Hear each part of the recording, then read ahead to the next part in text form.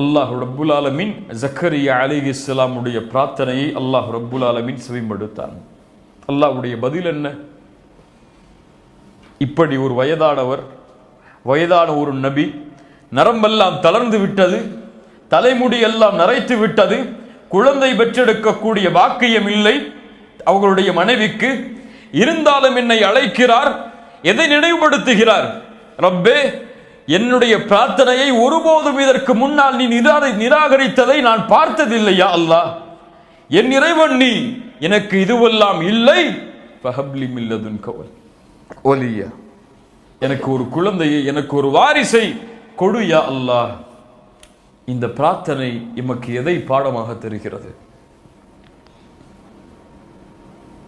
யாரா சொல்லு. யகீன். ஓகே, அப்புறம் யாராவது பின்னாடி?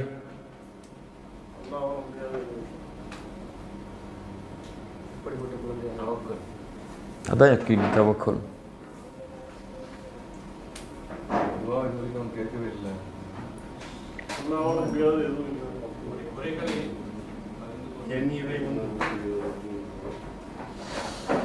அல்லாஹுவை அழைப்பதற்கு காரணங்கள் தேவை கிடையாது. இது இருந்தால் தான் அல்லாஹுவை அழைக்க முடியும். இது இல்லை என்றால் நான் எப்படி அழைப்பது? எனக்கு ஒரு தொழில் இருந்தால் தான் நான் என்னுடைய வாழ்வாதாரத்தை உயர்த்தி அல்லாஹ்விடத்தில் கேட்க முடியும். நான் எப்படி இந்த நேரத்தில் அல்லாஹ்வை கேட்பது? எனக்கெல்லாம் எப்படி இப்படி தொழில் அமையும்? எனக்கெல்லாம் எப்படி இப்படி வருமானம் அமையும் என்ற தன்மை முஃமின்களுடைய உள்ளத்தில் இருக்கக்கூடாது. காரணங்கள் இல்லாமல் அல்லாஹ் ரப்புல் ஆலமீன் அனைத்தையும் கொடுப்பதற்கு ஆற்றல் உள்ளவன். மரியம் அலைஹிஸ்ஸலாம் அவர்கள் அல்லாஹ்விடத்திலே உணவை அல்லாஹ் ரப்புல் ஆலமீன் அவர்களுக்கு கொடுத்தான். காரணம் இருந்ததா? பூமியிலிருந்து விளைந்ததா? அது கிடையாது. ஜக்கரியா அலைஹிஸ்ஸலாம் அல்லாஹுவை அழைத்தார்கள். அவர்களுக்கு காரணம் இருந்ததா? எனக்கு வயது இருக்கிறது, எனக்கு என்னுடைய மனைவி குழந்தை பெற்றெடுக்கக்கூடிய ஆற்றல் உள்ளவள் என்ற காரணம் எல்லாம் இருந்ததா? அல்லாஹுடைய நபிமார்களுடைய வரலாறு அதைத்தான் எமக்கு உணர்த்துகிறது. இப்ராஹிம் அலைஹிஸ்ஸலாம், நெருப்பு அதனுடைய தன்மை என்ன?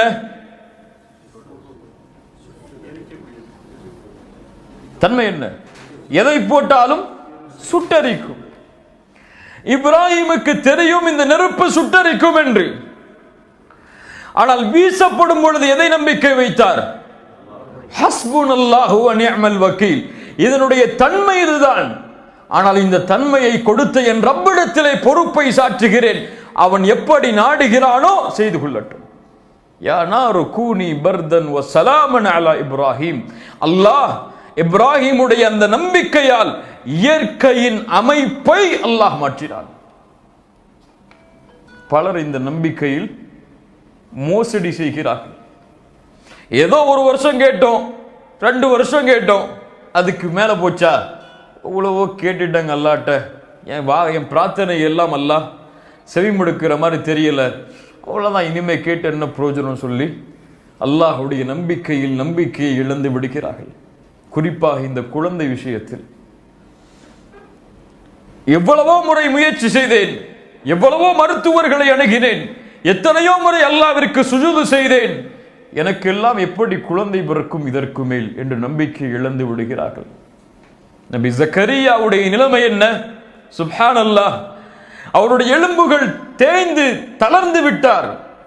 அவரால் அந்த பெண்ணோடு சேர்ந்து குழந்தை பெற்றெடுக்கக்கூடிய ஆற்றல் நபி ஜக்கரியாவிற்கு கிடையாது. அந்த குழந்தைக்கு, அந்த பெண்ணுக்கும் அவர்களுடைய மனைவிக்கும் குழந்தையை பெற்றெடுத்து கொடுக்கக்கூடிய ஆற்றல் கிடையாது. வயதாகி மரணத்துடைய நாட்களை எண்ணக்கூடிய ஒரு நிலையில் இருக்கக்கூடிய ஒரு நபி அல்லாஹுவை கேட்கிறார், யா அல்லாஹ், நீ என் ரப், எனக்கு எல்லாம் நீதான் கொடுத்தாய், என் நிலைமை இதுவரை என் பிரார்த்தனையை நீ நிராகரித்ததில்லை, ஃபஹப்லி மின் லதுன்க வலியா, நீ நாடினால் கொடு என்றெல்லாம் கேட்கவில்லை, நீ கொடு யா அல்லாஹ் எனக்கு, அவ்வளவுதான்.